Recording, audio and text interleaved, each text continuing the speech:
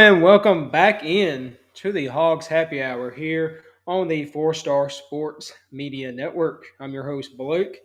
I'm usually joined by Ashton and Jason, but as life happens, life has happened the past few months. They are unable to join at this time, so hey, it's just me. But we will get through this happy hour doing it solo. But I am glad to be back with y'all. It's been about since when the basketball team beat Michigan. That was our last show, and then life just got busy, and some personal things happened. But we are back at the happy hour here to talk about the Arkansas Razorbacks. But before we get going, as always, we are excited to be brand ambassadors for SeatGeek. And if you're ready for the big game, score a touchdown with your ticket purchase. Use promo code 4 Star Sports Media on SeatGeek to get $20 off your first order. Don't miss out on the action. Grab your tickets today and save. I know my wife used that promo code. She bought some Halsey tickets for she's coming to the AMP next month. So please go out there and use that promo code. And we are really excited about our being brand ambassadors for Athletic Brewing Company. Since its humble beginnings in 2017, Athletic Brewing has transformed from a niche idea into a leader in the non alcoholic beer space. They now hold a fifth of the market, and it is a remarkable feat for a brand that started out as an underdog. So we're excited for Athletic Brewing Company to join us here on 4 Star Sports. But yeah, with all of that said, I'm going to give you some our thoughts on the basketball team. I know it's been a couple weeks since that heartbreaking loss in the Sweet 16 to Texas Tech. We had a lead. We was just a few minutes, few points away from making it to the Elite Eight in Calipari's first year at Arkansas, but we did fall short. So, question is, was basketball a success? Depending on how you look at it, if you're a part of the Big Blue Nation, you think this was not a success. But if you look at it, Arkansas fans they seem to deem this as a success, and I seem to think that way. We started out rough in conference play, like 0 5, 0 4, whatever it was, and then we hit the Georgia, and then we went to Kentucky. The Kentucky game seemed to have turned around the season for us. That's kind of when we started to play together as a team. That's it's also around a time when Boogie ended up going down. So some Arkansas fans, I'm not one of them, but the idea is that maybe Boogie was maybe holding them back a little bit. I don't know. I don't know how a lottery pick, that's going to be in the NBA draft is holding you back. But I think it was just a coincidence that the team started having more success when Boogie went down. But throughout the month of late February, early March, team started really gelling together. Team was really fun to watch toward the end of conference play. It ended up well. I mean, we won. Didn't really care about the SEC tournament, so we got the 10 seed in the NCAA tournament. I think they put us in that region on purpose because of the theatrics of it all. Razorbacks finished 22-14, 8-10 in the ACC. Like I said, we lost in the Sweet 16 to Texas Tech, who gave Florida a run for their money, and Florida, ended up winning the national championship. So, how close was Arkansas to a national championship? I mean, I pretty close in Cal's first year. If you look at we should have beat Texas Tech.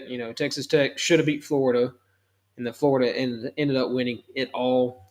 Not saying they should have won, but it's just showing you how close they were, and also show that Cal really has not lost his fastball as Big Blue Nation and other fan bases around the country. They like to crap on Cal because I guess he's easy to hate, but his first year at Arkansas to me was a success because last year on the show we talked about they were preseason number 16, so the goal was to be in the top 16 at the end of the year.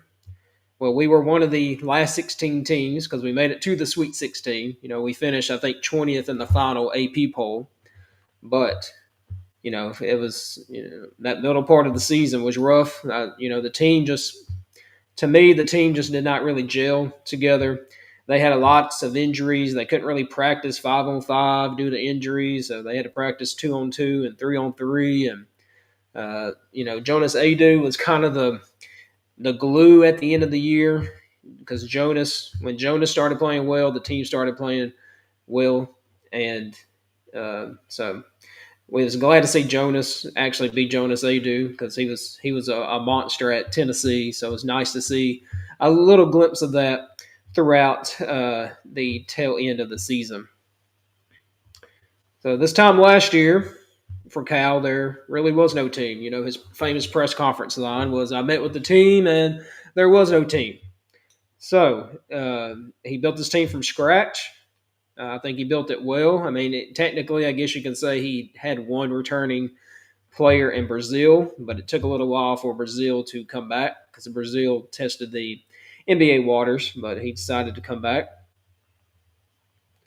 So, but like I said, I've talked to Ashton, talked to Jason. We all deem this as a successful season, and it was a little rough patch there in January, February, but at the end of the day, you made it to the Sweet 16. You should have made it to the Elite Eight, but it's basketball. Things happen.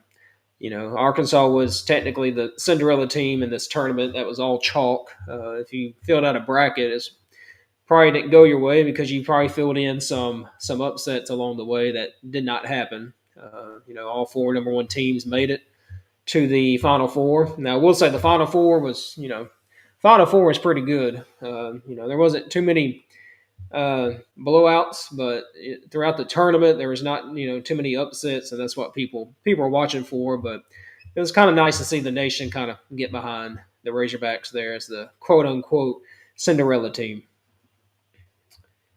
So now it is transfer portal season. So Cal and Coach Muss operate on two different levels.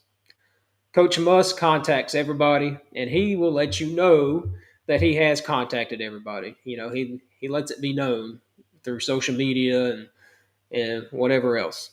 Coach Cal is more of a quiet, business-like approach to the transfer portal, and this week we finally got two new players. Got Nick Pringle from South Carolina, and he was also at Alabama. He's a 6'10" forward/center, averaged 9.5 points and 6.3 rebounds, and played roughly about 24 minutes a game. We also got Malik Ewing from Florida State, 6'11", averaged 14.2 points and 7.6 rebounds in about 26 minutes of play. So those are our two new guys on the roster. The roster so far, I mean, it's coming together. It's not a finished product. Remember, Cal said in numerous interviews that he does not want to, have 8 or 9 guys. He wants to actually have a full team. So the high school guys coming in are Darius Acuff. He's a guard, 6'2", 180. Malik Thomas, it's a freshman guard, 6'4", 185. Isaiah Sealy, forward, 6'7", 195. And then people forget we already kind of got a transfer guy, but not really, but he's from international. Kareem Rattel. I'm sure I'm saying that name wrong, but anyway, 6'9", 205, and then obviously the two transfers. We haven't heard officially if any of these guys are returning, so we just have to take it that they are, because I don't think players should have to waste their time saying, "Oh, I'm coming back." It should just already be known. I think they should make announcements on if they are leaving or if they're going to NBA, transfer and whatnot. I don't think they should. It's just my opinion that they should waste their time on announcing that they are returning to the team. And I know we live in a transfer portal age where people want to know, but as of now, this could change within the next 10 minutes. But as of now, Brazil, DJ Wagner, Carter Knox, Billy Richmond should be coming back. So you had those four with the freshmen. I would like to see us get some 3-point shooting. And there's one guy who I really dislike, but if he wants to come to Arkansas, I will gladly accept him, and that's Chad Baker Mazzara from Auburn. We need a shooter. I mean, I think he shoots about 35-40% from the three. He's he would be he's not looking for minutes. He's not looking for starter minutes. At Auburn, he didn't really put up starter minutes. If he's a guy come in, give us a couple shots, give us a burst of energy. Now I know he can be a little bit of a hothead, but hey, if Cal wants him, I want him. Cal is he's a Hall of Famer coach, so I think we need to trust Cal more than maybe the Twitter gurus out there. So, but yeah, I think, like I said, I think it was a successful first year under Cal. Hopefully, the Chicken Man still has some money to divvy out to the NIL, but so far it's looking up. I know next year at Bud Walton it's going to look a little different with all the seating change and all that mess. But I hope the fans that show up. This year at Bud Walton attendance was kind of low, but it's kind of understandable too because the product that was out there was not necessarily the best.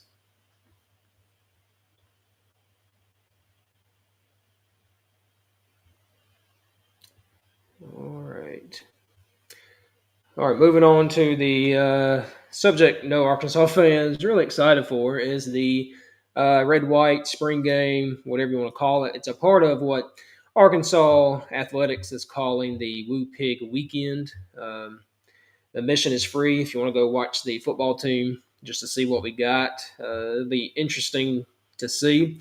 I mean, I'm glad that Arkansas is putting on a spring game. A lot of universities, are scared to because of the thought of some players maybe transferring because they had a great spring game or whatever. But it is what it is. But it'd be exciting to see how I know they're not going to tackle Talon, but see how much better of a thrower he might be or all that.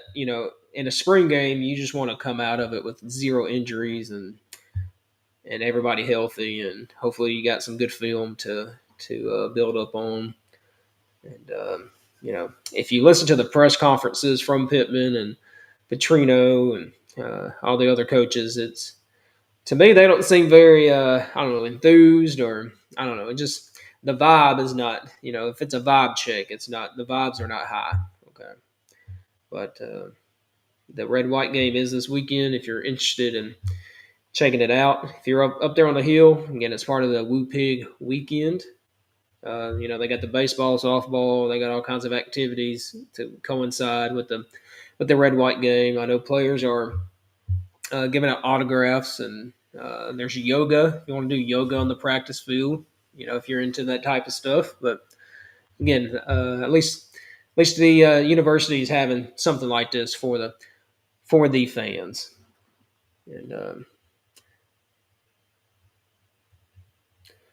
And Ashton's favorite subject is, he says our baseball team's not very good, but we are number two ranked in the nation. We were number one. We lost the series to Georgia last week. They took two games from us. They had the opportunity to probably sweep us, but our bats got hot in game one toward the end of the game, and it made the score a little bit inflated of what it really should be. But they have made a schedule change for this game due to the weather. They're going to play, obviously, start the series tonight, and then tomorrow they're playing a doubleheader, trying to get ahead of the rain. And they're playing on Thursday anyways because of the Easter holiday. So, but now it's one game tonight. It's on SEC Network, and then tomorrow will be a doubleheader, SEC Network Plus. So be sure to check them out. Some game notes on this. Now Texas A&M started off very poor in SEC play, but they've rattled off I think what I want to say 4 or 5 straight SEC wins. They have a 7 game winning streak overall. They're under first year coach Michael Early. He was their hitting coach last year. If you remember the big hoopla, their coach went to Texas when he told them he wasn't leaving. And anyways, but Texas A&M was ranked number 1 preseason, so it just took them a little while to figure it out. But I think they are starting to figure it out. Gage Wood will be returning into the starting lineup. So I was kind of shocked to see that. I mean, I knew he was coming back from injury, but shocked to see him go ahead and thrust into the starting rotation rather than kind of ease him in. But I feel like he'll be on a pitch count in that second game. Obviously Zach Root will be taking the mound tonight. He's 5-1 this year, ERA of 3.62, 67 strikeouts on the year. Um, and I'm glad to see a little bit of a change in our starting rotation because it has been questionable at best. The bats. Usually Arkansas fans were kind of upset about hitting and not getting enough hits, but I feel like this year our hitting is very well, except for the Aloy brothers. I mean, when you need a timely hit, they just don't seem to come in the clutch.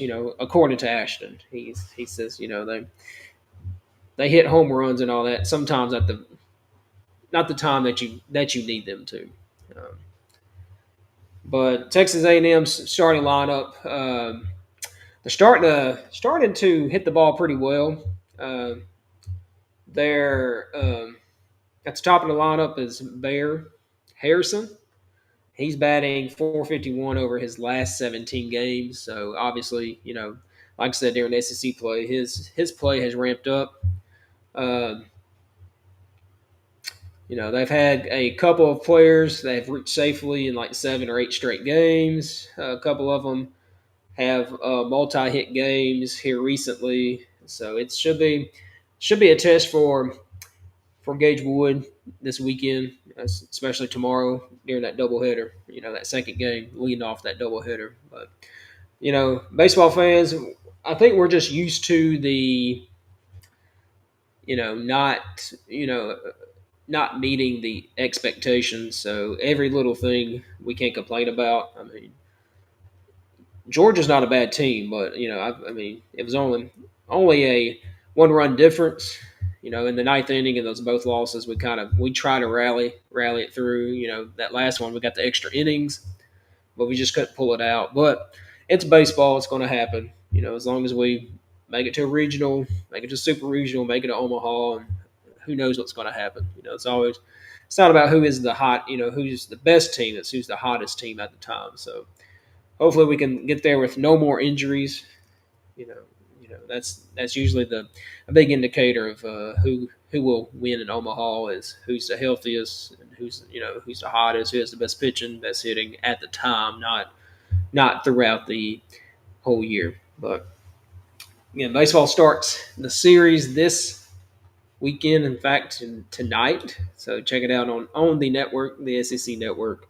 And then tomorrow is on SEC Network Plus, so be sure to check that out. All right, so there's not much news going on in the SEC right now, right? Not, especially not with the Tennessee, somebody wearing Tennessee orange.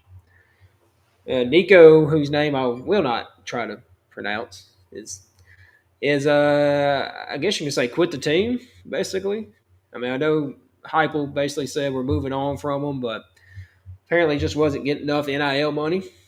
No one really knows what the true number is, but rumored he was getting 1.5, 2 million, and he wanted close to 4 million. So Tennessee said, not really worth it. In the game he played against Arkansas, he was not very good. He's not worth $4 million. If you remember that last play, he ran out of bounds instead of trying to throw it up and give his guys a chance. But and due to the transfer rules, he could not transfer to an ACC school. Now, a lot of people don't know this. I mean, if they don't follow recruiting that much, but Nico's brother is on the Arkansas Razorbacks, so hopefully there's no hopefully it doesn't run in the family. But according to reports, again, this is no one really knows the truth, but according to reports, Nico would like not show up when he was supposed to, even though he was getting paid to do so. He wasn't very engaging with the fans. He was kind of just there for the money. But you're a play. Apparently he almost didn't play in the playoff game because of some NIL situations. But anyways, Nico is gone.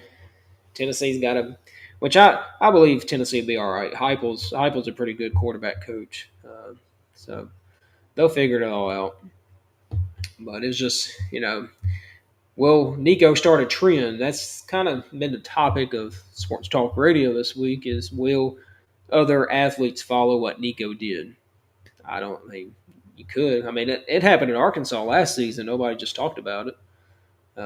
Where trying to think of his name. It was the lineman's name. He basically held out of practice for a couple of days until his NIL got situated. So I think until you have these players like signing contracts, you're going to see stuff like that. The transfer portal is the Wild Wild West. And some people say some people are losing their love for college football. You can kind of see it at the A-Day game, the Alabama spring game. Wasn't hardly anybody there, but it is what it is. I'm still going to watch. I know Wes, Ashton, all of us here at Four Star Sports. Jonathan, we're all still going to watch football regardless of players get paid, this and that. I mean, it's still something that we just love to do. All right, so I'm going to close it up real quick. We want to send our thoughts and prayers to the Florida State University. Okay, they had that terrible shooting today. Me being an educator, it's tough to see. When guns get involved on school campuses, it's just something you do not want to see. We want to send our thoughts and prayers to Florida State. Also, Lee Corso announced today he will be retiring after the Week 1 college game day. Now, if you haven't looked at the schedule, you can probably guess at what game they could be going to. Okay, that's when Florida State and Alabama play. So I'm just assuming that might be where they're going, since he has a lot of ties to Florida State. But it's if you watch College Game Day the past couple of years, you've noticed a decline in Lee Corso. So I've been watching it since I was a young boy, teenager, always had Lee Corso on there. So it's going to be weird to not see him there full time. I know he's taking a breaks here and there, but yeah, it's gonna be fun to watch that last college game day. But anyways, short and sweet because I'm talking to myself. But anyways, we will be back hopefully every week, at least until the summertime. Then we'll take a little break and come back right before football season and get it cranked up. Hopefully, Hogs can get to that Liberty Bowl that we love to go to. But anyways, I'm Blake Cove from Four Star Sports. Thanks for watching again. Check out SeatGeek. Use promo code 4 Star Sports Media for $20 off your first order. We also are bringing on Athletic Brewing Company. It's one of the top leaders in the non-alcoholic beer brand. So if you see them in your supermarket, Walmart, wherever, please pick them up. And then we also, if you go to sportsbox.co, it's where you can get like a curated box for your child, no matter if they play baseball, softball, basketball, hockey, whatever. So make sure to check out sportsbox.co to get a box that has everything they need for that sport that they're playing. But anyways, thanks for watching, and we'll be back next week.